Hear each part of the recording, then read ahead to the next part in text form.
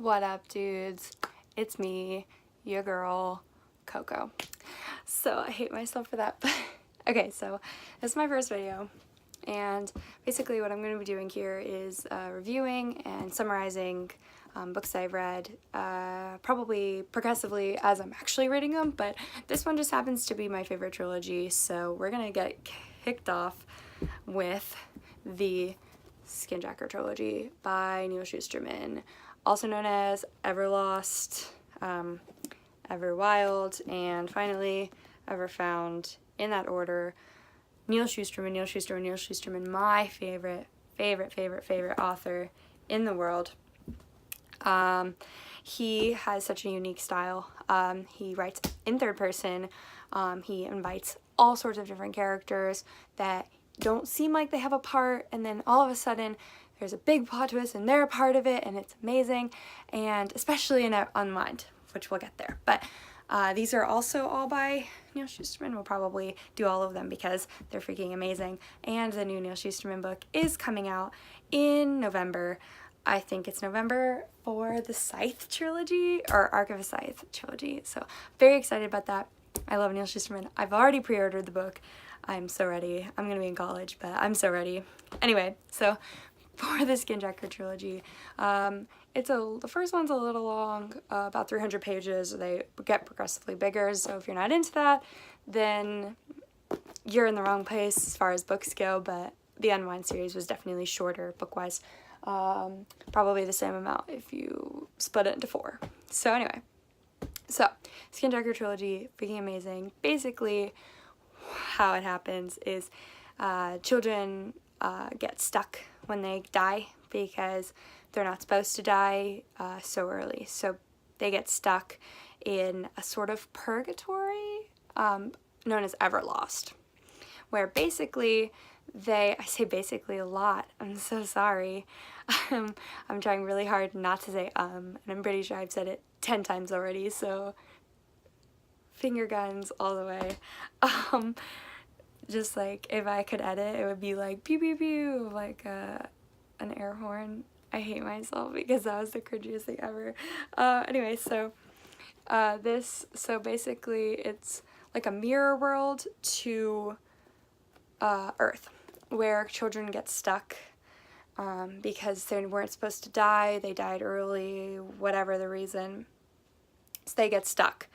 And the premise with the actual book is the two main characters, Nick and Allie, they're in a car crash where they fly through their windshields and they run into each other in midair. And then they get thrown off a cliff because of it, and they both end up in Everlost. So they are trying to figure out mostly just where they are and how they can survive in a sense. I mean, they're already dead, so it's a matter of keeping themselves from sinking into the ground, which is a big problem in Everlost because everywhere that is not a dead spot, aka someone died there, they will sink into the ground. And Neal Shusterman hints that there are hundreds of children in the center of the earth because they sunk through the ground. So the bullies in this world will try and push people under the ground until they can't come back up because it's extremely hard to swim through dirt when it is sucking you down. So they have to try and sleep in dead spots. Well, sleep, it's mostly just them, their comfort. They don't need sleep, but they feel comforted by it in a sense of order. So they definitely go through a lot of challenges in all 3 of them, and especially in Everlost when they're trying to figure out what is happening, where they are. There's so many. The best part, I'm getting rambling, but the best part about Neal Shusterman is every single character is dynamic. Every single character is thought through and just incredibly amazing. There's hardly any static characters.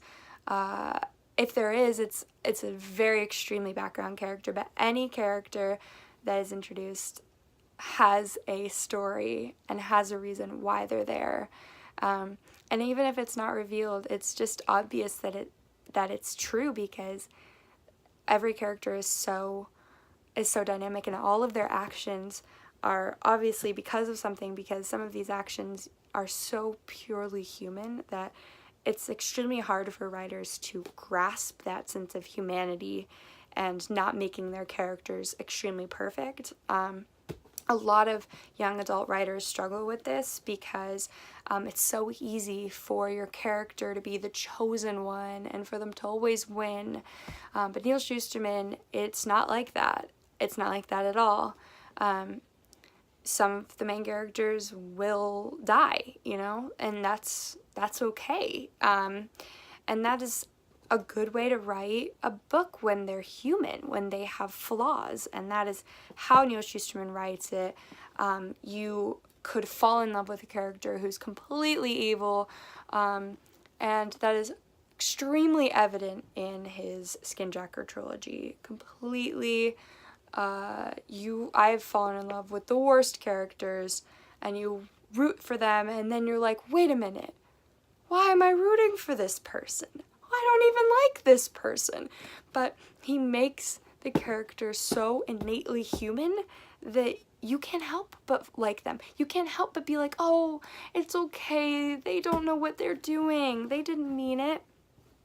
Except that sometimes they do, and sometimes you don't find that out. But Neal Shusterman, freaking man, the best. I love this. This is my favorite trilogy. I think I mentioned that at the beginning.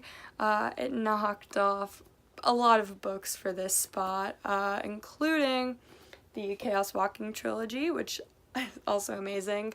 The Miss Peregrine's Home for Peculiar Children, when it was still a trilogy, but it's not a trilogy anymore. There's 4 books.